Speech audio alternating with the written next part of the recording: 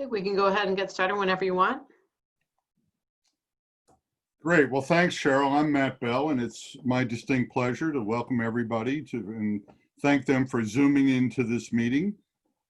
This is an evening forum called Help Take Down the Invisible Walls Around Ward 3. And this is a forum hosted by Ward 3 Vision, the Coalition for Smarter Growth, and Cleveland Park Smart Growth. I'm Matt Bell, and I'll be moderating tonight. Why don't we go to the next slide here?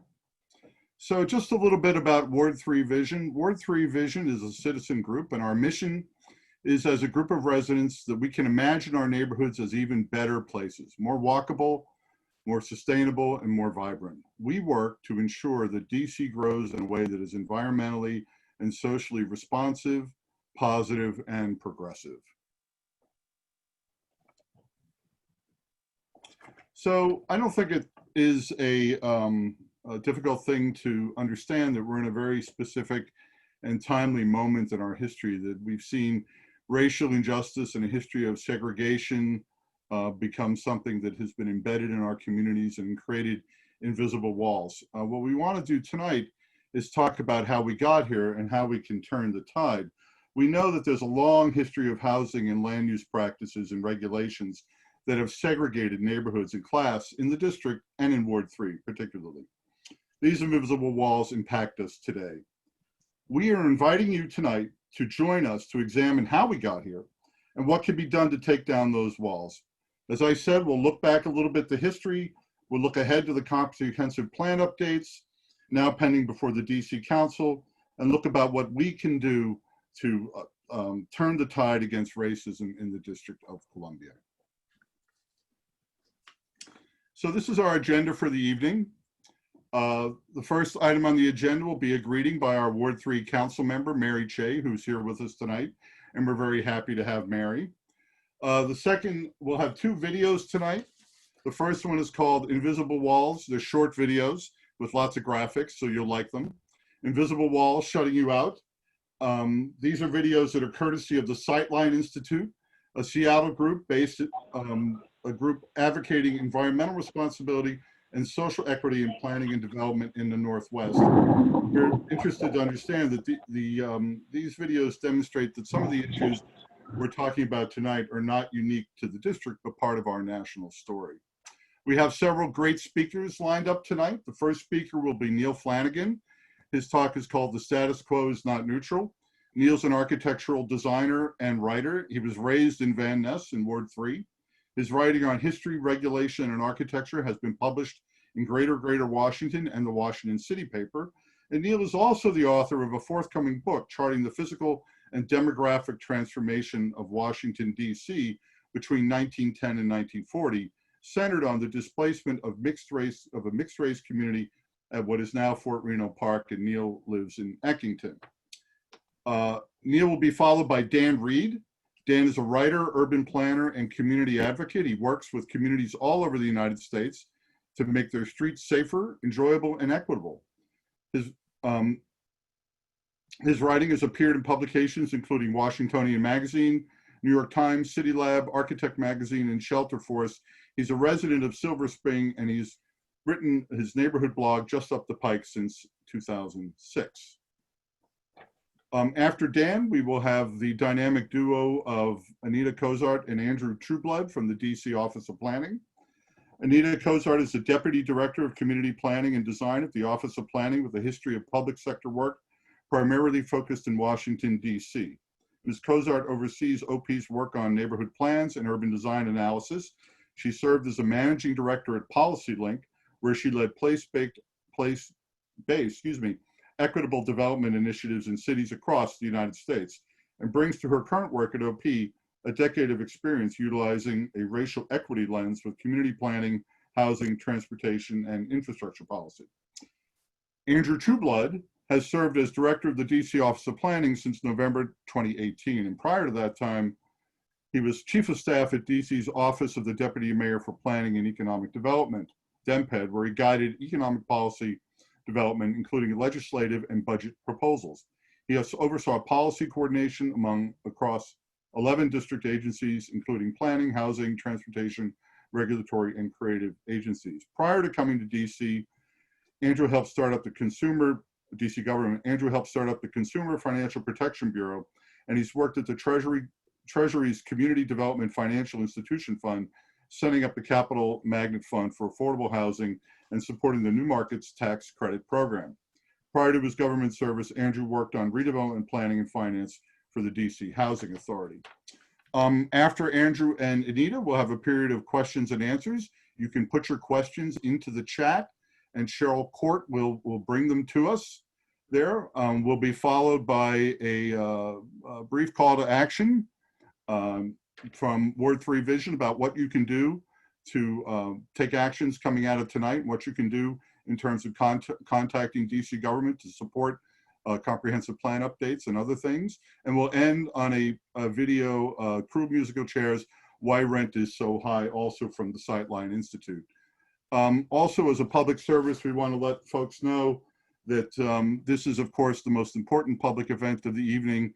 There is a presidential debate to follow, which will obviously be the second most important public event, but we want to let you know that we're going to be done prior to that event starting. Most of you know that, unless, of course, you've been living on Mars for the past year and just jetted in for this meeting. Anyhow, so why don't we start our agenda with a welcome from Mary Cheh, our Ward 3 council member. Well, thank you very much, and thank you for inviting me to participate tonight. My hope and expectation for this presentation, the conversations, that it will provide everybody with a greater appreciation for why the comp plan as proposed by the Office of Planning and currently at the council is drafted as it is, with particular focus on plans for increased density along the major corridors.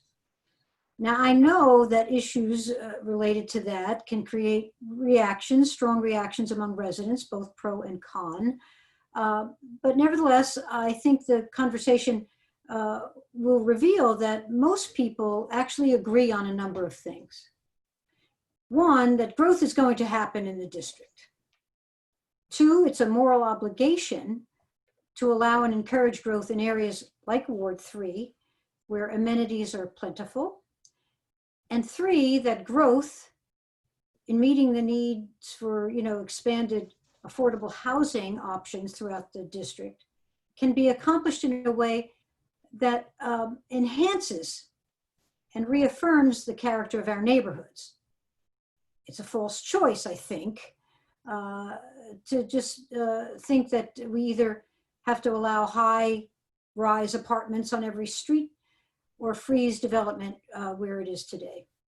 Instead, I think we need to be creative and realize the incredibly wonderful opportunities that exist right here in the ward to add units, to make it affordable for folks to age in place, and to welcome the next generation of residents. Indeed, the types of soft density, I call it that, I guess, that the Office of Planning has proposed, density that recognizes the incredible tapestries, of housing options that we have in this vibrant area, with a focus on efficient, ecological, multimodal transportation, is exactly where we ought to be headed. So I commend the Office of Planning and their staff for taking an approach that meets the needs of the moment and sets a stage for what lies ahead. And with that, I hope everybody can be enthusiastic about the conversation and the presentations. And I'll turn it back to Matt. Very good. Well, thank you, Councilmember Cheh, for your introductory remarks, and thank you for being with us here tonight. We appreciate your interest and participation and your insights. So now we're going to turn to a video, as I mentioned, from the Sightline Institute. This one is called "Invisible Walls Shutting You Out?" ?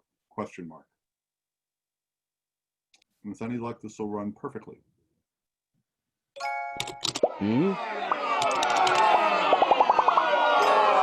Wait, stop!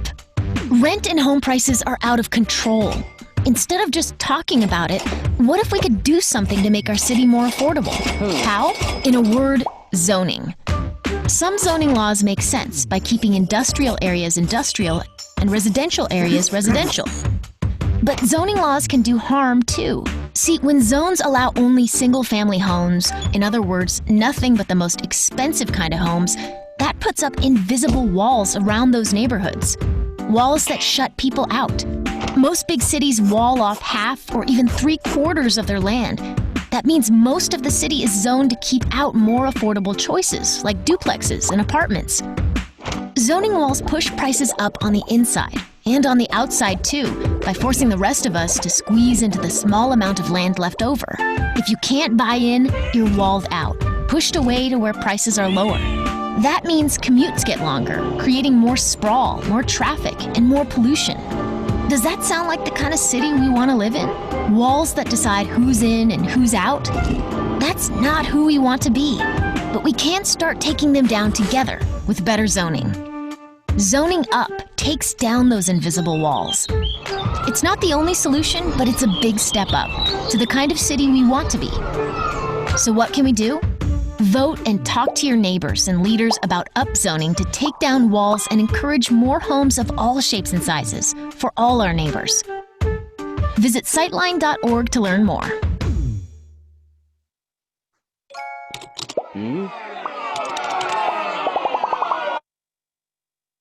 It's a good video, but we don't need to watch it twice. Okay, so next up is Neil Flanagan with his talk, The Status Quo is Not Neutral. Neil? You have to unmute yourself, Neil.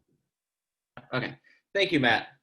I'll just say, the topic of tonight, discussion is change, and a reasonable question is, is to say, is the change better or worse than what's there now? And posing the question this way assumes that the way Ward 3 is just a fact of life, a sort of a neutral way, a neutral place to start thinking of maybe doing something nice in the future. But the built form of Ward 3 is far from neutral. The majority of it dates to a time when developers, residents, and officials worked closely to exclude a wide range of people, particularly African Americans and the working class. The explicit bans are no longer there, but many of the most effective regulations persist, and as does the built environment. A good place to start with all this is to, of course, ask what was there before the neighborhoods that make up Ward 3 were there.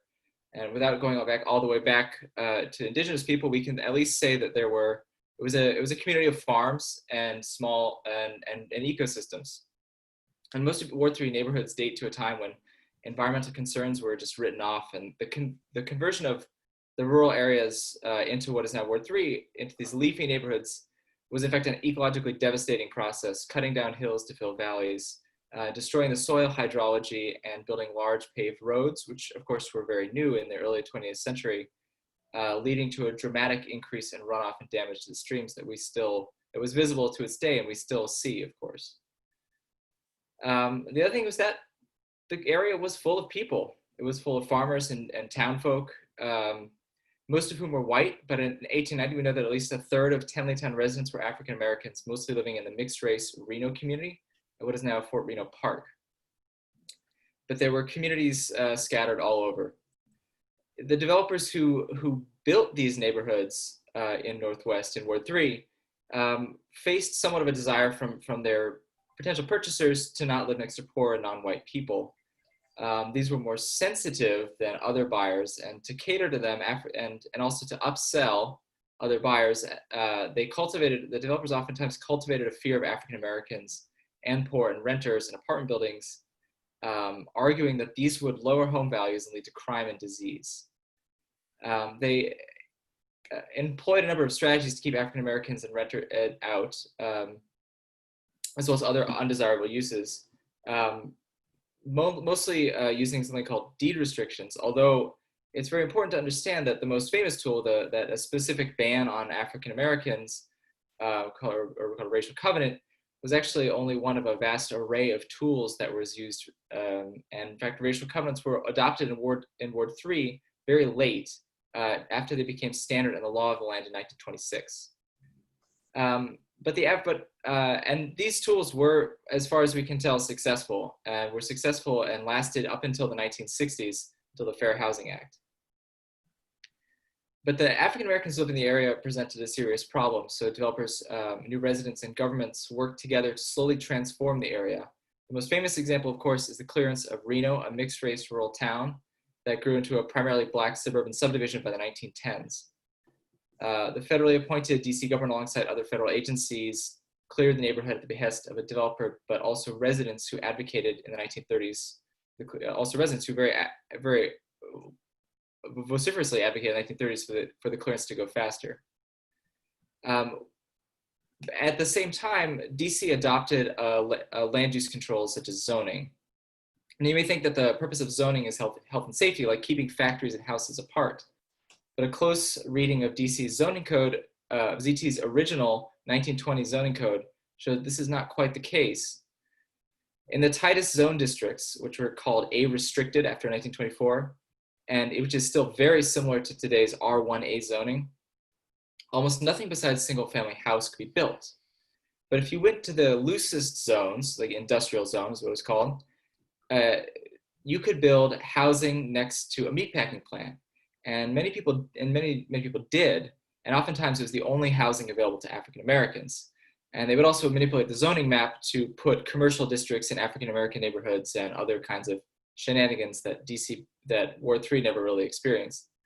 And while they did change this fact, the definition, what we see in this pattern, where the A restricted or the R1A is seen as the most precious, the most protected thing, and everything else is looser around it, like an onion layers of protection. That's the definition of exclusive zoning. We've decided who does zoning protect, and zoning protects a specific type of land tenure and individual. And that, as I say, that may have been fixed to some degree, but we still see that, and it was remarkable that the R1A is probably the most conserved zoning district, dating back to at least 1938, and where the other zones are not. Indeed, the United States is essentially the only country in the world to include large amounts of single-family detached zoning, and we see also this pattern continuing as options are presented in DC. We see single-family. We see that the commercial zones are allowed to develop into apartment buildings, and almost as if to buffer the single-family zones from other areas. And so we see and these patterns of development have essentially not changed in DC since the 1920s.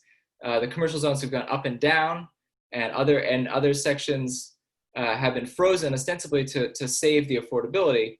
But I think we can all agree that has not happened through zoning. And so I think what we should see when we look at this is not to look at what we have now as something that is completely neutral, but instead has a deep history to it that needs to be re-examined and should guide what decisions we're making in the future. In fact, arguably, the actions that the Office of Planning is proposing in this are good, but they're really only the beginning, and a much deeper, more structural change needs to occur. Thank you. Great, thank you, Neil. Terrific. Our next speaker is Dan Reed. I gave you his bio before. Dan's talk is entitled "What the Legacy of Segregation Means Today," and I think Dan also has some images to share as well. Dan? Yeah, all right, can everybody hear me okay? I'm gonna share my screen. Let's see. You share that screen. I'm gonna. All right, hi everybody, my name is Dan Reed. As said, I'm an urban planner and writer. I wear a lot of hats. I do not live in Ward 3. I grew up in Montgomery County, but my family has a lot of ties to Ward 3. My mother went to Wilson, my cousin went to Deal. My mother worked in Ward 3 for a lot of her career. I learned to swim in the Wilson High School pool, but we never lived in Ward 3. Our family mostly lived east of the park in DC or in Prince George's County, which is where I lived after I was born, and then we moved to Silver Spring. But the first question I'm going to start off to talk about today is, who here has seen or heard of the TV show The Wonder Years? Is there like a chat function, or can people do like the little hand wavy thing? Neat. This is so much easier to do in person. For those who haven't seen it, The Wonder Years was a sitcom on ABC. It aired from 1987 to 1993. And while it was set in a sort of generic American suburb in the 1960s, it was based on the childhood homes of its two co-creators. Neil Martins grew up in Huntington, Long Island, New York. Carol Black grew up in Silver Spring. So I like to think of this show as a document of what it was like to live in the DC area, particularly in the suburbs. And unfortunately, I'm going to lump Ward 3 in with a lot of that during the 20th century. In many ways, it was a pretty magical time. There were a lot of investments happening. There's a fantastic amount of growth, new investment in communities, new roads and shopping malls and stuff, but it wasn't available to everybody. Early housing advertisements for a lot of these neighborhoods were pretty explicit in their intentions, right? It's kind of a play on words like discriminating taste, but literally, you could only buy a home in many of these communities in the district and in the counties if you were a white person. Real estate agents would only show you a home if you were white. They would only let you purchase a home if you were white. And these neighborhoods were marketed as places where you could escape anyone who was not white or affluent or had poor taste. If you buy one of these houses, there would usually be a covenant in your contract that explicitly stated you could not later sell your home to a Black person, a Jewish person, a Middle Eastern person. In some of the bougier neighborhoods, like those built by builders like WCNA and Miller, who built lots of Ward 3, there might have even been covenants saying you couldn't sell your home to an Eastern European person. Likewise, if you wanted to shop in one of the new retail centers being built out Wisconsin Avenue or in Montgomery County, you could not if you were a person of color. So the result, were these communities that were quickly being created to allow white people to amass wealth through housing equity. And the federal government played a huge role in that. Neil alluded to this a little bit, but starting in the 1930s, the Federal Housing Administration, which was created to insure people's mortgages after the Great Depression, created these maps of every city in the United States that were called redlining maps. And they basically were designed to help the government figure out who should get mortgage insurance and thus who should get support to build wealth. Neighborhoods were graded on a scale of A to H, or with colors. The wealthier, whiter neighborhoods got A or B grades or were green on maps. Neighborhoods that showed signs of racial mixing got lower grades. And the neighborhoods that were largely written off as slums, meaning there were a lot of poor people or Black people living there, got the lowest grades. You can see on this map here that pretty much Ward 3 entirely is rated A and B. And then the adjacent areas across the line in Montgomery County, like Bethesda and Chevy Chase, are also graded that. And pretty much the rest of the city, with the exception of like the Gold Coast, had a lower grade. So from the jump, the federal government said, we are going to allow investment in Ward 3 and literally nowhere else. And that pattern would later replicate itself in Maryland and Virginia based on that axis created by Rock Creek Park. The other tool that local governments use to maintain the status quo was zoning. This is a map of Montgomery County, but the land use colors are standard for zoning maps. So if you see these colors in a map of DC, many of them will line up. The yellow stuff are lots zoned for single family houses, which as you can see is the vast majority of the map. And single family zoning was initiated in the 1920s in an important Supreme Court decision called Euclid v. Ambler. 10 years earlier, the Supreme Court ruled that you couldn't bar a white person from selling a house to a Black person, but they did say you could zone apartment buildings out of a neighborhood because apartment buildings were undesirable, and thus you could preserve the quality of a neighborhood for those who could afford to live there. The result, the combination of policies designed to prevent non-white people from owning homes, zoning that cordoned off the best land for people who had access to wealth and equity, and then government investments like highways or public schools that were designed to help provide access, was a landscape that was increasingly segregated by the type of housing, and in return, the price of housing, and in turn, effectively the race or class of people who could live in different communities. And the roads that were designed to create access to these new suburban communities were simultaneously barriers for anyone who could not participate in them, whether because of the color of their skin or the amount of money they had, or if they were physically unable to operate a car, if they were too young, if they were too old, if they had some kind of disability. And the challenge, these things were largely outlawed, right? Redlining ended in the 1970s. Covenants were outlawed in 1948. Zoning is still very much a thing. But the legacy of all of these decisions persists today. And the result, when you look at the things that you love about your neighborhood, you might love local art and music, right? You might love stepping out of the metro and seeing people performing on your way home from work in the before time. You might love local and immigrant-owned businesses. You might love a tight and fine-grained and diverse social network of friends and neighbors and well-wishers that you have. You might like the fun surprises and weird things that you encounter living in a city and walking down the street. All of those things basically exist in the margins of an entire construct of policies that were basically designed for middle class and affluent white people to amass wealth via single family houses on the left-hand side here. Literally everything else, the townhouses, the apartment buildings, streets that are comfortable enough and narrow enough to walk or bike on, all of these things are really difficult to build today. They're really hard, and that was intentional. And these are the places where literally everybody else gets to put themselves. And so when we talk about who has power in a community and who is shaping a place, we should really think about who has benefited from the status quo and what do they potentially stand to lose from it, as well as how do they talk about the status quo. We are in many ways raised to think of racism as people wearing white and pointy hats, right? But the more insidious forms of it come in many different ways. Some people are straight up, in fact, racist. When Montgomery County tried to allow accessory apartments last year, there were people who explicitly said they didn't want Montgomery County to become like Prince George's County because where Black people lived. That person is racist. But we're not always that fortunate. Some people talk about the aesthetics of a community. They want a place that is suburban, not urban. They do not want density. They are unhappy with unchecked growth, but it is often left unclear what is unchecked or what is the cost of allowing too much, people to live in a place. Sometimes people use the language of social justice.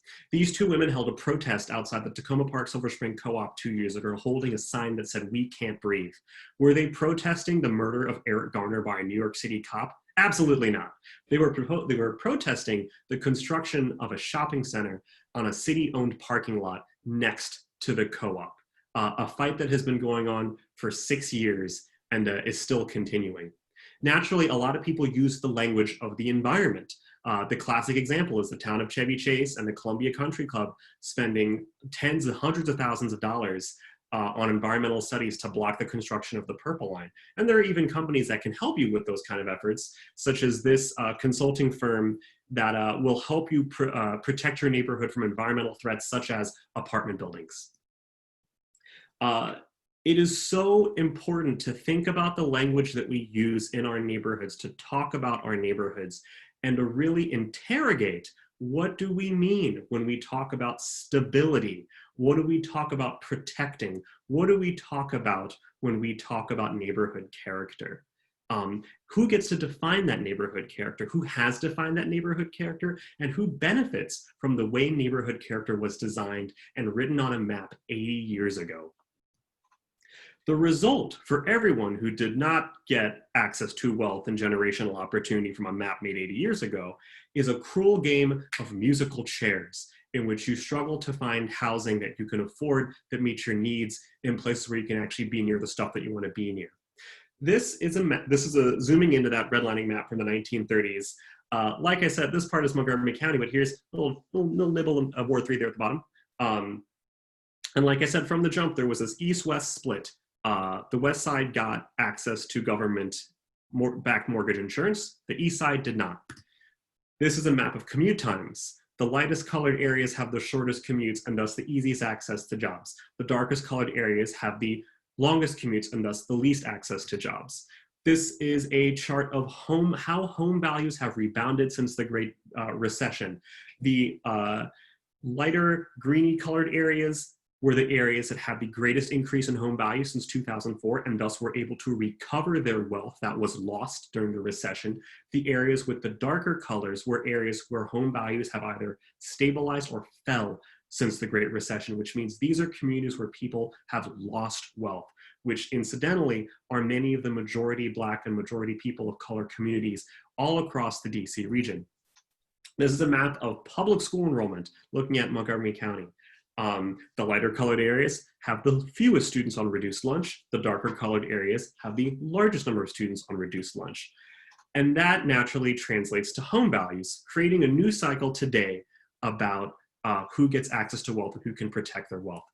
For example, in 1985, Winchester Homes, a local home builder, built these two identical houses. There were no covenants saying white or Black people couldn't buy these homes. There was no restriction on who would have an access to get a mortgage for these homes. Each of these homes is 4 bedrooms, 3 bathrooms, 2,500 square feet, 2-car garage, quarter-acre lot. Both of them sold in 1985 for $200,000. But one of these houses had the good fortune to be located on the west side with access to jobs and schools and a pattern of development that had basically began in Ward 3 80 years ago.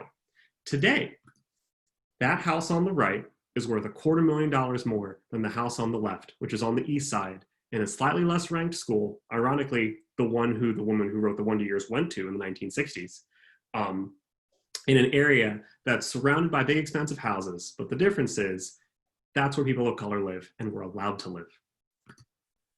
And so we are creating, despite the lack of all these like structures, a legacy that basically perpetuates itself. The first waves of white flight that devastated urban neighborhoods in the mid-20th century is now moving out into the suburbs, particularly because the city's become so expensive that people are getting priced out. This is an abandoned house near my parents' house. It's been like that for several years in a pretty pristine 1980s subdivision. And we're forced to grapple with the consequences of taking people who have perhaps the greatest need for access to stuff, whether it's family and friends and social networks or jobs or transit or healthcare, all the things that make life worth living. And we are basically shunting them out to the farthest edges of the region, to places that were not built for them and that are struggling to accommodate them. And I am not just talking about really poor people. I'm talking about a broad swath of the DC area's population that looks at housing prices in a community like many of the ones in which you live in Ward 3 and says, there is no way in hell I could live here. One of my best friends lives in Glover Park right now, and she and her boyfriend are both managers at hardware stores in Ward 3, and they are about to move. Like they want a family, they want space, they want more than 515 square feet, and the closest they can probably afford to live is Rockville. And so that is uprooting them out of the community where she grew up because of some map that somebody made 80 years ago. So that's my piece. Great, Dan. I can imagine there'll be a lot of questions for you when we get to the question and answer session. Thank you very much. Very, very interesting. Let's move on now to Anita Cozart and Andrew Trueblood from the Office of Planning. And their presentation is entitled Making Ward 3 More Equitable. And I believe they have some pictures to share. Great. Yep.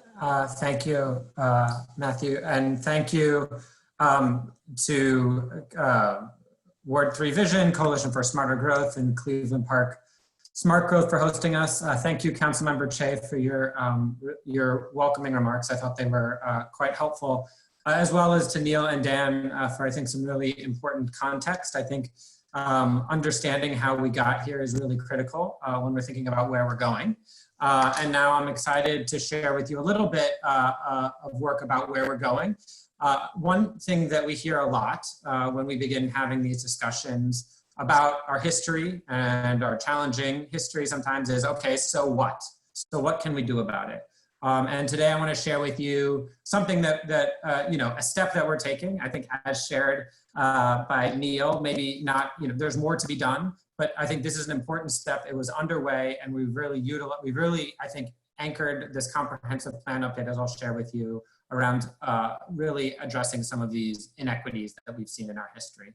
If you go to the next slide, I just want to, hopefully, many of you know about the comp plan, so I'm not going to spend a ton of, oh, I guess I can do that too. Can I do that? It looks like I can. Okay, I will advance my slides next time. I'm sorry.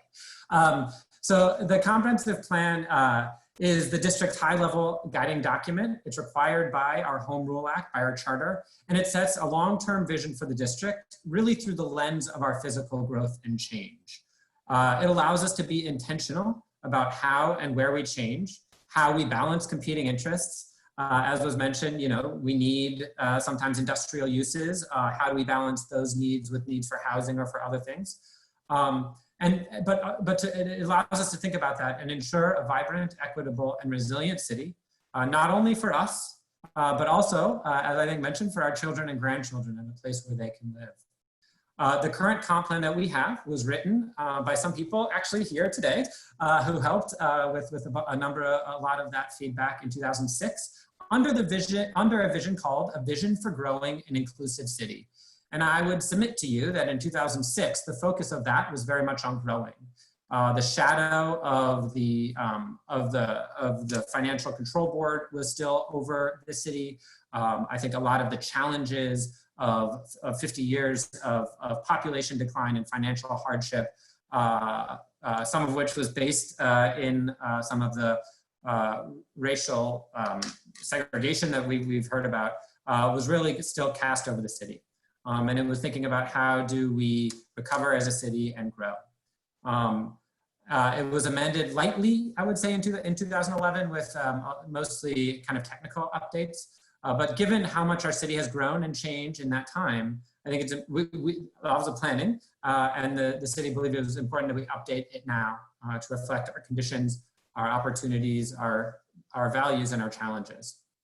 The document itself is broken into actually two different pieces. There's the federal elements. As you all know, we are not a state, so we still have some vestiges of federal oversight. The federal elements are run by the National Capital Planning Commission, and they relate to the federal interests in the city. We are in the city are in charge of the district elements, and those are what you see here.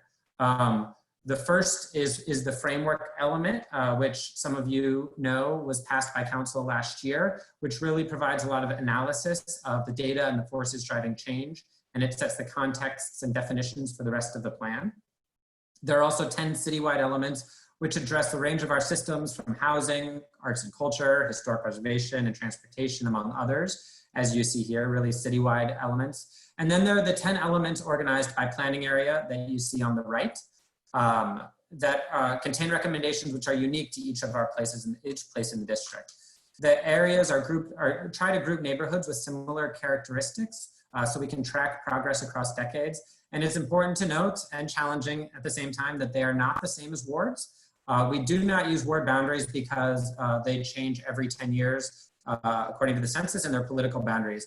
This is a quick plug. If you have not completed the census, please complete it in the next 2 days, or a day, I guess. If you know someone who hasn't, a neighbor, a friend, even an enemy, please encourage them to complete the census. It's a really critical piece of making sure that all of us are represented and get what we need. Okay, end of plug.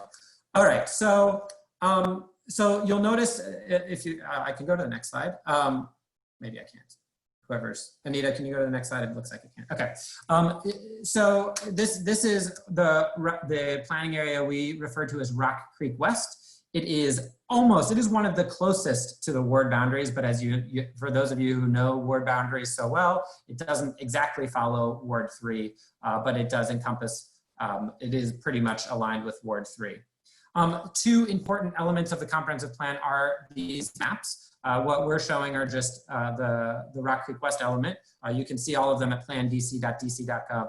The future land use map, the FLUM, as we love to call it, the thing behind me, is really, it's a high-level guide for the land uses in our city. In many ways, it is similar to zoning, but it is not zoning. It is not meant to be parcel level. It doesn't talk about setbacks. It doesn't talk about density in the same way. It's meant to be a little bit higher resolution, thinking about how and where we grow and where our land uses ought to be. I think many of the things that were discussed about zoning in terms of exclusionary land use were reflected in our land use maps that we've inherited for the last 50 years in many cases. And in many ways, we did what we can through this update to begin turning that, and I'll get to that in a second. But it classifies land uses by residential, commercial, industrial, institutional, and open space. And then within commercial and residential, it has different levels from low to high. I would say that it doesn't necessarily meet where we want to meet today, because we in our city want mixed use in many ways. So you'll see lots of striping and madras colors as we think about a rewrite in the future of the comp plan. I think that's something we will look at. And then we also have a generalized policy map. This shows areas of change, of land use change. This shows corridors, especially retail corridors and different types of nodes. But as importantly, we've added to it in this comp plan update what we refer to as the lassos. So you see the blue lasso along the river is some of our resilience focus areas where we're thinking about things like sea level rise. And the red lassos are the ones that I think a lot of people are interested in. Those are future planning analysis areas. Those are areas, if you look at these two maps together, you'll see areas where we're proposing certain land changes, most always additional density opportunities. We're also saying we need to think about what that looks like. The council member called it soft density. We sometimes call it gentle density. It's the opportunity to think about how do we get those opportunities to build more housing along corridors, transit nodes, and do so in a way that I think isn't in some people's worst fears, but actually adds to the neighborhood, adds to the vibrancy, and adds to the feeling of these corridors and these neighborhoods. On the next, and we might come back to that slide later. There's a lot going on there. We'll see, but I just moving on because we only have a few minutes, 15 minutes. The point here is the comprehensive plan guides a lot of things. In fact, with zoning, zoning is run by a zoning commission of 5 members, 2 of which are federal. Zoning cannot be inconsistent with the comp plan. There's that double negative there, which has caused all sorts of consternation. But generally, whether it's the maps or the text, that we have to try and find, or the zoning commission has to try and make sure that, or has to make sure that the decisions they make are in alignment and not inconsistent. But that's not it. That's not all. It informs a whole other host of things, including decision making. It's a chance for decision makers, whether in the executive or legislative, to both weigh it now and then use it to guide future policy. It guides our small area planning and large tract reviews. It guides things like tax increment financing. Hopefully it guides organizations and stakeholders as well. And finally, we compare the capital improvements plan, our 6-year capital budget looks at the comp plan as well. The next slide is the long and winding road of the comp plan update. In theory, a comp plan is updated every 5 years. This process in itself has taken 5 years and we're not done yet. So without going through a blow by blow, what I will say is we started public outreach about 4 years ago. We've heard from tens of thousands of residents through a few different rounds, including the opportunity for residents to provide amendments themselves to the comp plan. We've also heard from numerous agencies and done a few rounds of public input. We also, as I mentioned, went through the process of public input with the framework element. Last year, about 2 weeks from today, actually, we released our draft comp plan for public review, and it was released for about 4 months for ANCs and residents to weigh in.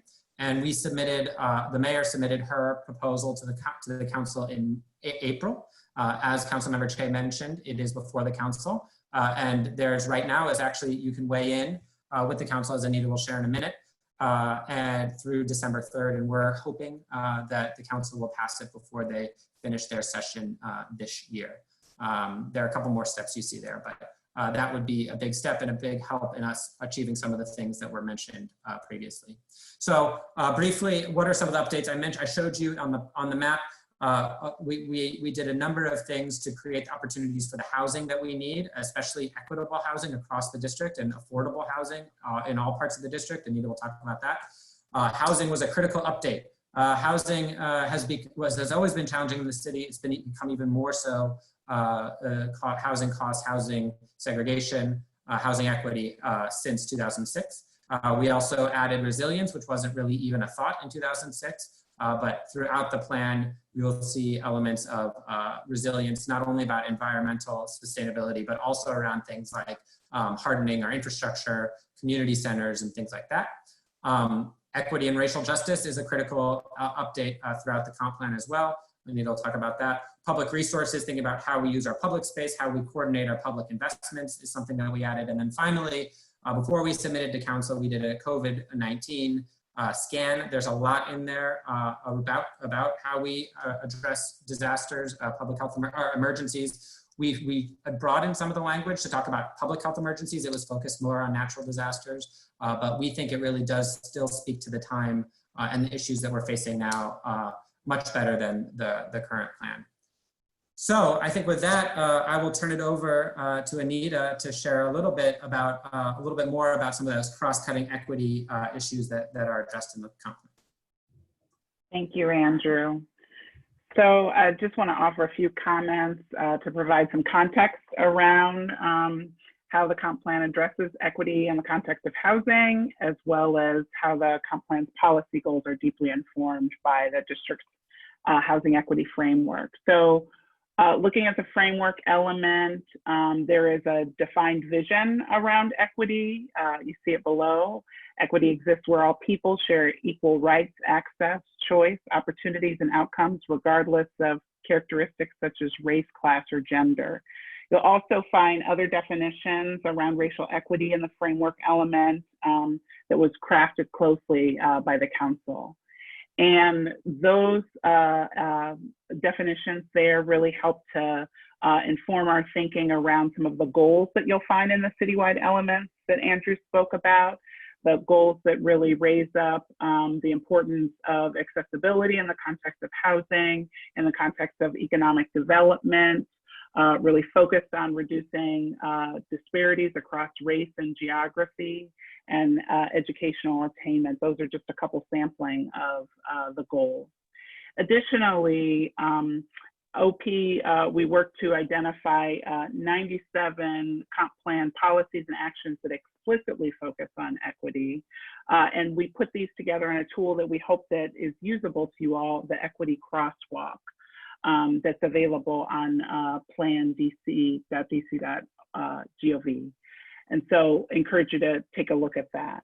Just want to share a couple of maps really quickly. In many ways, the patterns of racial segregation that you see here are the derivative of the policies that Neil and Dan shared with you earlier. You're likely very familiar with these patterns.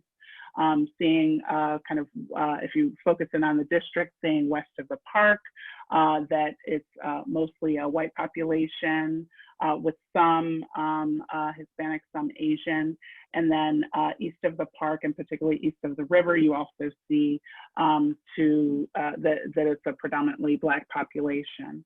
And looking at this next graphic, this also shows you kind of the patterns of opportunity that exist and where they may be not as available. You also see high opportunity, particularly west of the park and in what we call Rock Creek East and so Rock Creek West. And so when you consider the spatial patterns of racial segregation alongside the spatial patterns of opportunity, really is measured by household income trends for low-income households, you really see that areas of high opportunity are not distributed evenly by race.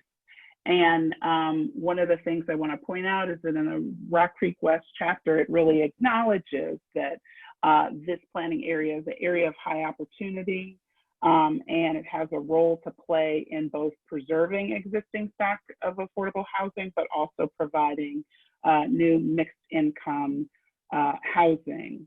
And housing really can serve as this bridge to greater economic opportunity, and that is what informs a lot of kind of thinking around that.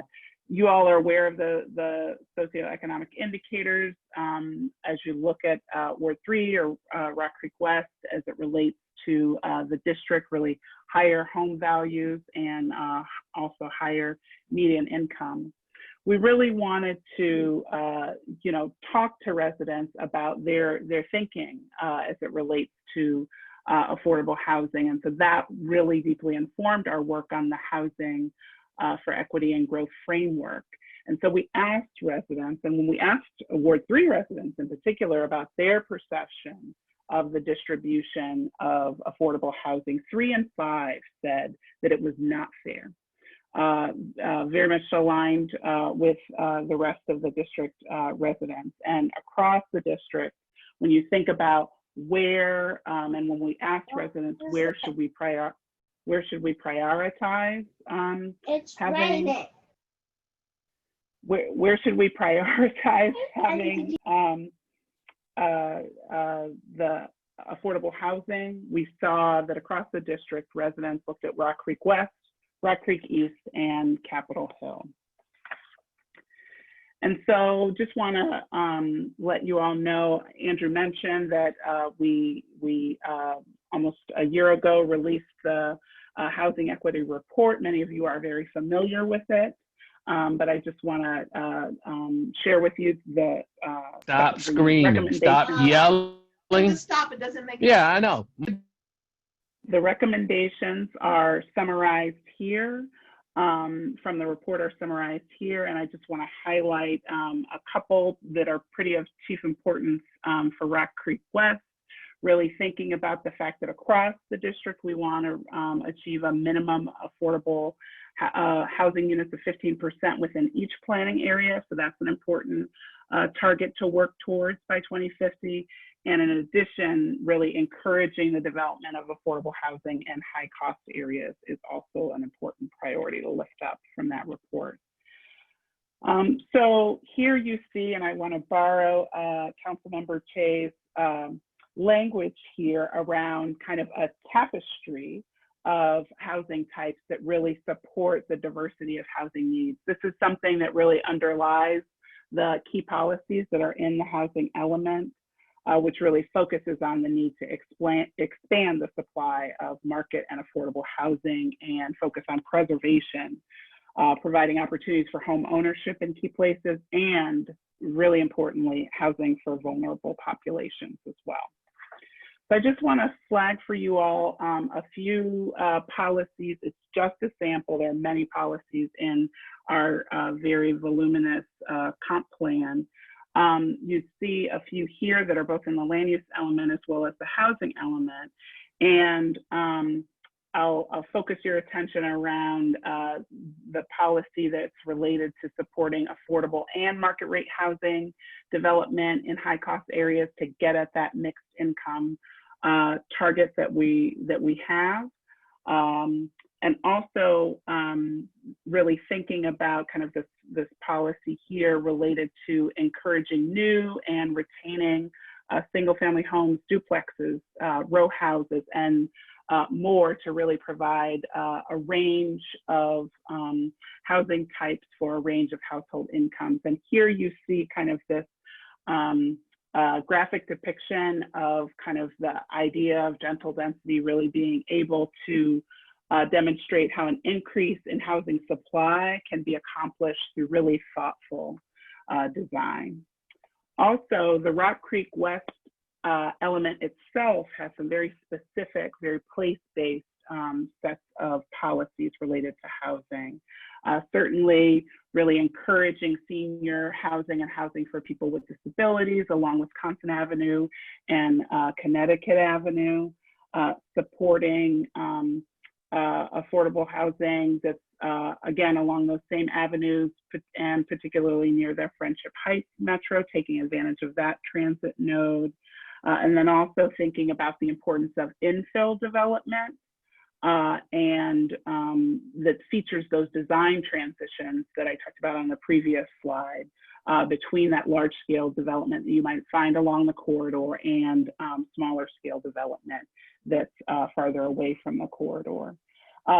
If you're really interested in this, I just really want to encourage for your reading the single family housing report that we prepared. This was not an official part of our comp plan, our comprehensive plan proposal, but we shared it with the council alongside the proposal. It really recommends gentle density options for single family neighborhoods with a priority on those high opportunity, high cost and transit rich neighborhoods like you find in Rock Creek West. So I just also want to quickly flag some of the place-based work that we have on tap that's really inspired in many ways by the housing work and the focus on affordability. In Chevy Chase, you can hopefully see the boundaries of the planning area there for the Chevy Chase Gateway. Really, our purpose is around developing a planning vision to realize some land use changes in that gateway area, things that are implementable over a 5-year time horizon. It's our pleasure to be working with many of you already who are in this area and providing leadership and thinking that's going to really inform that small area planning process, which is getting ready. We're in pre-planning phase. We're getting ready to kick it off in this fall. And we see it as a vision for inclusive growth, really rooted in people-centered planning and a design approach that really aligns with priorities around housing, production, economic recovery, and equity and racial justice. So lastly, just want to encourage you all to talk with the council about the importance of approving the plan. Encourage you to avail yourself of the resources at the Committee of the Whole's Comp Plan website and also at the Plan BC website as well. And we've also, this is a slide here that's going to have some hot links, and we'll be sure to share these slides with the organizers so that they can, and we'll have this available on our website as well, so you can click right through those links. So thank you for your time. Great. Well, Anita and Andrew, thank you very much for a very thoughtful summation of what OP's been up to with the comprehensive plan. We've had 3 presentations, Neil Flanagan talking more locally, Dan Reed talking about national policies and their impact, and Andrew and Anita bringing it home with what the comp plan hopes to achieve in terms of making it more equitable Ward 3. If we'd like to have a question and answer session now, I'm sure many of you have questions. I'm sure they're good ones. You have to write them down and put them in the chat. So why don't we take a minute if people want to feed some questions into the chat.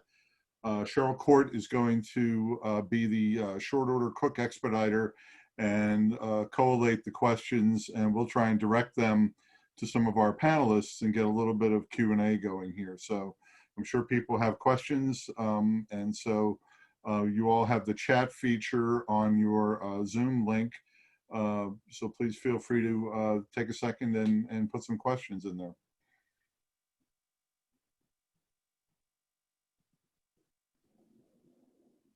I'll just start off from a question about, isn't it true that commercial strips along Connecticut and Wisconsin Avenue do have commercial zoning in them?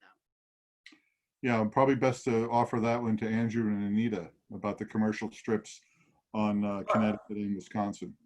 Yeah, I'd be happy to address that. I think there were a number of places. I'm about to say, I was going to say something and I don't know if it's fully true, so I may not say it, but I will say in many cases, we have a land use designation called low density commercial, which is really 1 to 2 story commercial use, right? It's what you would see, for example, on Connecticut Avenue at the Chevy Chase Gateway that we just discussed. In almost all cases, we striped that with also a residential stripe, which would then allow the idea of not tall buildings, but some degree of residential over that commercial. The reason, in fact, we're doing the small area plan in Chevy Chase is to figure out how that can work well and support that neighborhood. So in many cases, what we're doing is allowing a little bit more density to allow more residential along these corridors. It has a few benefits. Number one, it produces housing and affordable housing. As you saw, it can also help produce the kind of housing for seniors or people with disabilities on kind of vibrant areas. But I think the other thing it can do is help create more vibrancy in some areas and some corridors that I think are struggling, or were struggling before COVID and continue to struggle. And the idea that you can create, there's a term in planning called a 15-minute city, but the idea that you can walk within 15 minutes and get most of what you need in your daily needs. The more that people can walk and achieve, have a pharmacy, have food access, have their needs, then the more vibrant that place is. And so that is kind of what drove a lot of what we had. A lot of those changes where we striped that low density commercial. Great, thank you, Andrew. Cheryl, another question? Let's keep it moving here.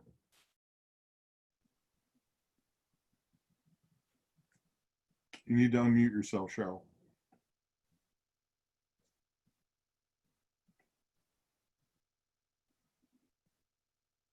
Okay, I'm back. I saw a good overall question. Oh, I know. So can you make this a little simpler and more concrete for those of us who aren't as familiar with housing policy? If the plan goes through, how could we expect Ward 3 to change, and what are the benefits, and what benefits could we hope for? I think probably the authors of the plan ought to speak to that one, but it would be interesting as well. Maybe Dan Reed, after they speak, might have some insights too. Go ahead, Andrew and Anita. I'll take a first shot, and I don't want to monopolize all the answering. But I would say that I would highlight that the comprehensive plan is a long-term guide, and changes in real estate move slowly. Dan took us back 50 years. So it has taken a long time to get where we're going, and it will take time to undo, or to get where we want to go, I should say.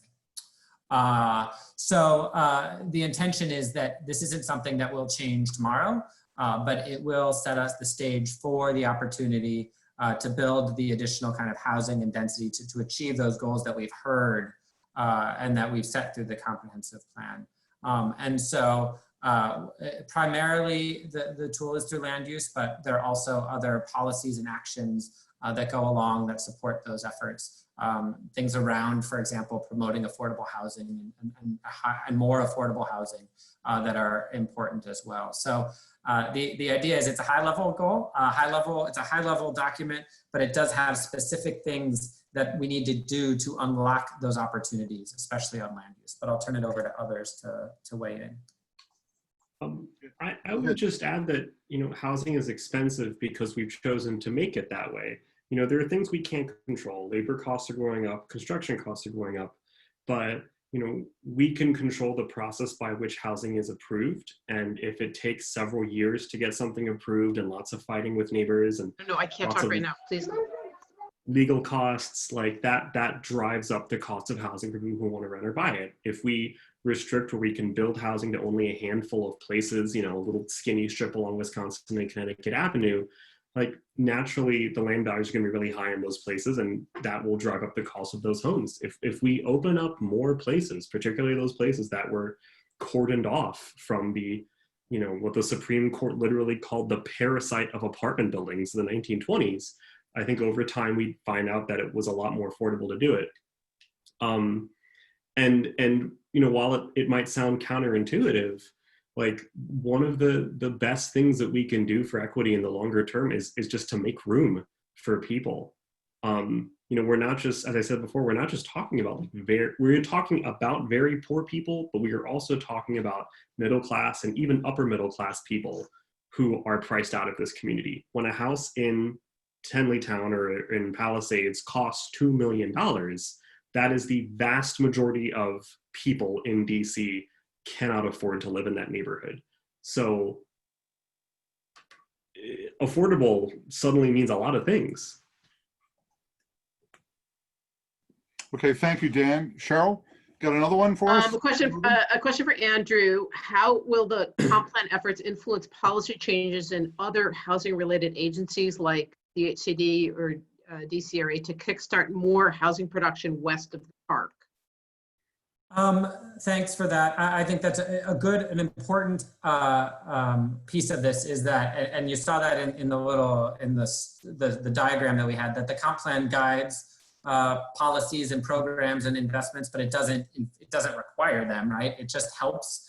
And so we already have, through the comp plan update effort, but really moving forward through what Anita mentioned, the mayor's framework for equity and growth, been doing exactly that. We coordinate with the housing agencies around both the big goal, the mayor's 36,000 housing goal by 2025 and 12,000 affordable, but also around those equity goals that you saw Anita share. So what I would say is the comp plan is necessary to allow us to be able to reach those goals. It doesn't require the housing agency to do anything, but it supports their efforts in doing that.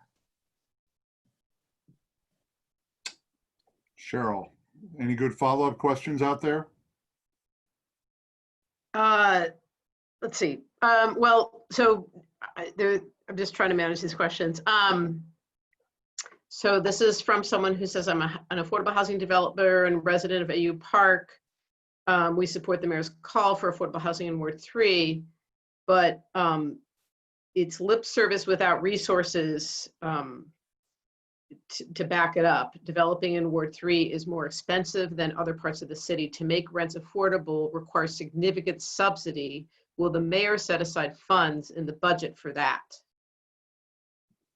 I guess I get the hot seat of the Q&A. I think you get that one too. I do. Well, I'll take a shot, and please, anyone else, please feel free to weigh in. I don't want to monopolize the talking, but I will say that a couple things. So number one, the District of Columbia invests more per capita in its affordable housing than any other city. We've been north of $100 million a year.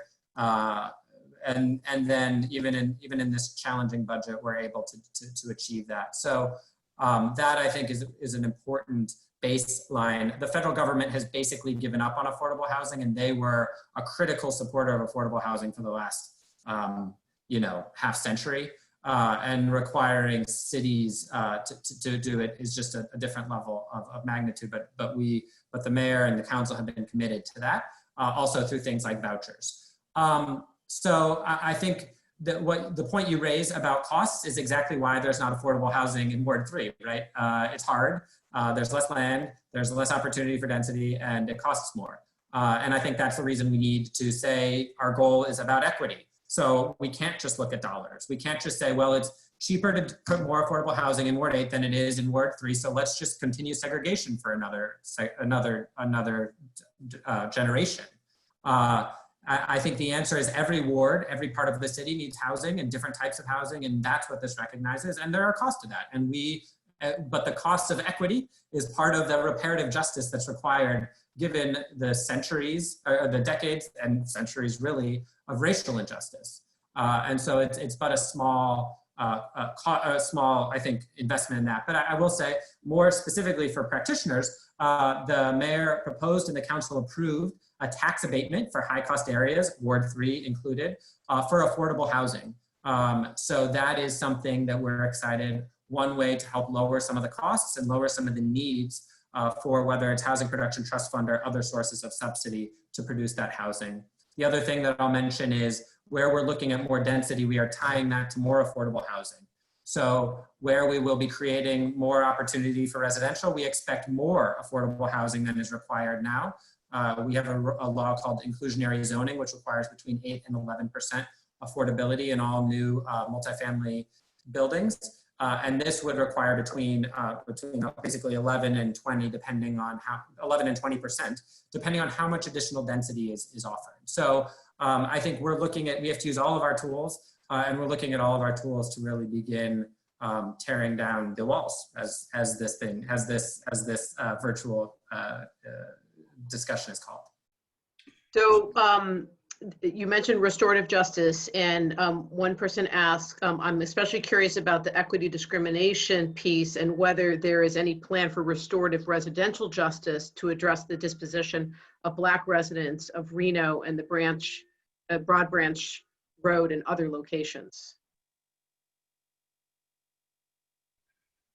I mean, I think that is something that is very much a part of what we are beginning that journey now to identify those areas and determine how we can address them. I don't think it's not linearly addressed. I would say it's not directly addressed in the comp plan, but I think it's indirectly addressed through some of the goals that we have around housing equity, around producing housing opportunities, around taking down some of the barriers that have been put up regarding some of the racial justice issues that we're facing. So And what is the? so it's 8:44. Oh, okay. How many more questions do you think we can take? A couple more questions. So Okay, let me couple more try to questions. get through a couple more. What's been the success of inclusionary zoning in DC? Are there plans to increase the amount of IZ units in the future? And how would that relate to, why would that be important for Ward 3? Sorry, All right. sorry, Ingrid, this may be yours again there. Yeah, well, I hope, sorry you all have to hear my voice so much. So I would say that the inclusionary zoning got off to a slow start in the District of Columbia, in part because it was passed in, I believe, 2006, 2007. Cheryl, you actually would know the date better than me. But right before the financial, the real estate collapse of 2009, it got off to a slow start. But what we've seen through this more recent growth of housing is it has been very successful in producing housing, not on a huge scale, but in some of the areas that we don't produce housing. The only real affordable housing production in Ward 3 has been through inclusionary zoning. And so insofar as we have not been able to produce housing in Ward 3 at any scale because of the challenges around zoning or around concerns about density, we have not seen the affordable housing production opportunities. We've missed those. What I would say is, but given the most recent growth, we have found ways of improving inclusionary zoning, both lowering some of the income levels so that it can be more affordable to lower income levels. And most recently, right now, actually, before Zoning Commission, is what I mentioned earlier, what we're calling IZ+, which is where we change the map, the zoning map, to create more density. We expect more affordability. We are also looking at expanding the areas that are required under IZ. Right now, it's not required, for example, for residential conversions. If you convert an office building to residential, which given the real estate market is something we expect to see more of, you don't need to do inclusionary zoning. So we're looking at making sure that we are producing the inclusionary zoning anytime we're producing that type of housing. Okay, Cheryl, one or two more? No? You're muted. There are a couple questions about parking. One is, Why don't we take one question about parking and then we need to. okay. There's a proposal to exclude higher density areas from receiving residential parking permits. What's the equity of that is one question for anybody who wants to address that question. And the other one is how are parking requirements going to be reduced in order to, make building new housing more feasible in Ward 3? So if we could have a pretty direct answer to that, we'd appreciate it. Anybody want to tackle parking? I know one of the things that's been going on with parking is that the millennials are buying less cars and using bicycles and zip cars and other things. And we've certainly seen a decrease in people needing private automobiles in the last 6 months. Can I just add something here? Yeah. This is Mary Cheh. I guess I should put my video on. I have a proposal in the council that would allow DDOT, instead of just doing residential parking permits by block, to also have a function where they could identify a particular housing project. And the situation is as follows. If an owner, landlord, wants to have a building and wants to go before the zoning board and get relieved of parking requirements, that may also entail saying that there'll be no ability for the tenants to get a residential parking permit. And if that were true and that were put in a lease, and there we have at least one or two that are like that, there is actually no enforcement of that. Or, I mean, I suppose the landlord could throw the person out or something, but there's really no enforcement. And so it puts, more pressure on the parking in that area, even though the person coming into that unit understood and signed a lease saying that they wouldn't get residential parking. So the idea is that this would provide some element of enforcement.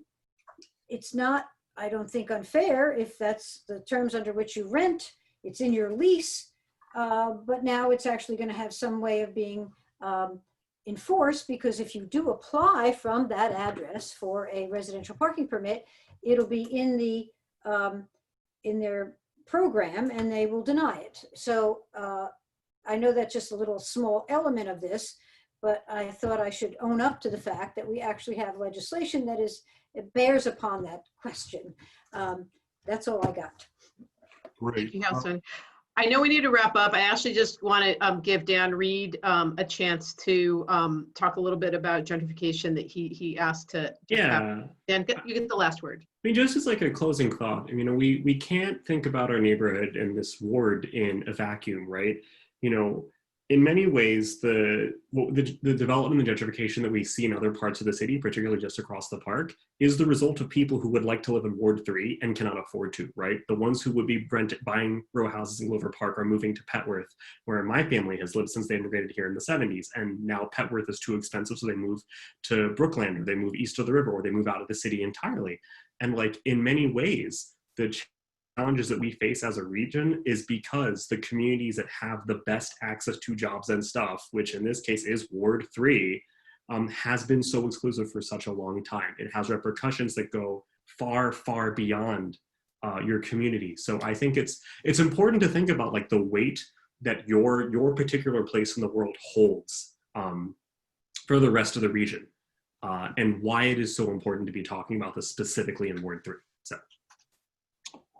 Well, Thank you. terrific, Dan. Thank you, Joe, for fielding all those questions. I'm sure there were quite a few more than we were able to get in here, but certainly Ward 3 Vision would like to return to a similar forum in the future where we can have more discussion. At this point, in wrapping up, I'd like to ask Susan Kimmel, the chair of our steering committee, to give folks a sense about what they can do to support the changes in the comprehensive plan. Susan? You have to unmute yourself, Susan.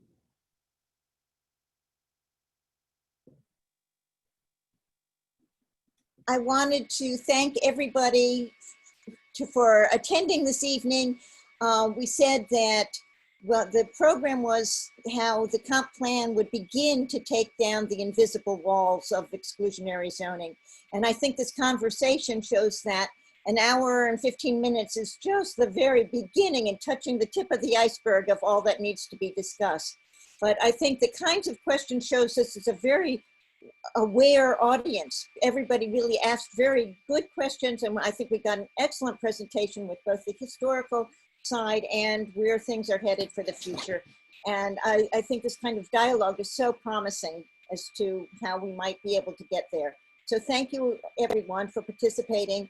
And Ward 3 Vision wants to have other meetings of this sort, and we will be sending out a survey, a questionnaire as to what topics that you feel are most important to discuss. And I think there are many listed in the chat that sound very important for us to put on the table and bring out in the open air.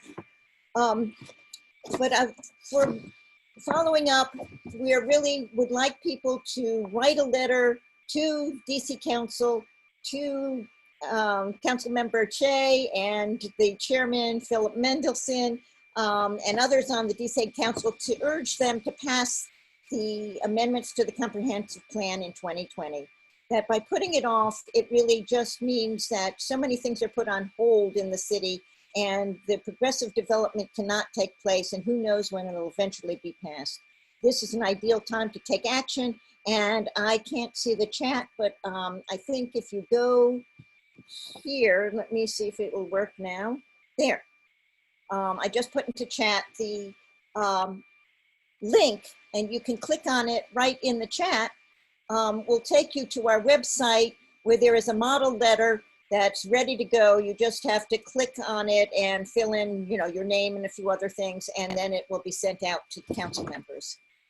And while you're on our website, please also sign up to get our emails, and that way we can keep in touch. I think it's important that we keep the momentum going.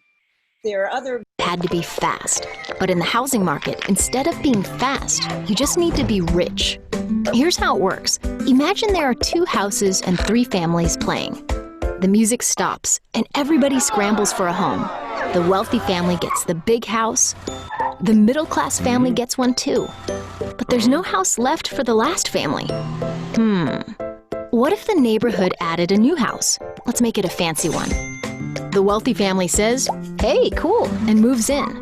The middle-class family decides to spread out, and the family with the least money finds a home in their neighborhood. Nobody is out of the game, or out of a home. Oh, yeah. What if we played the same game citywide? You see, our city is really a huge game of musical chairs, and we're all playing.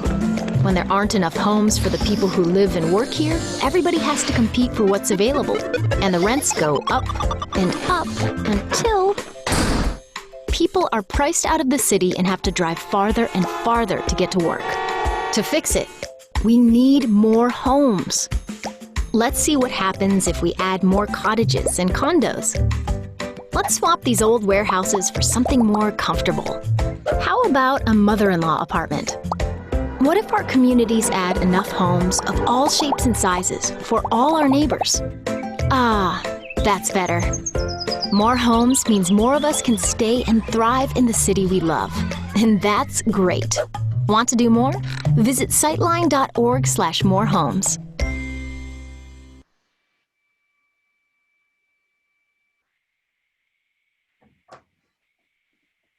Thank you.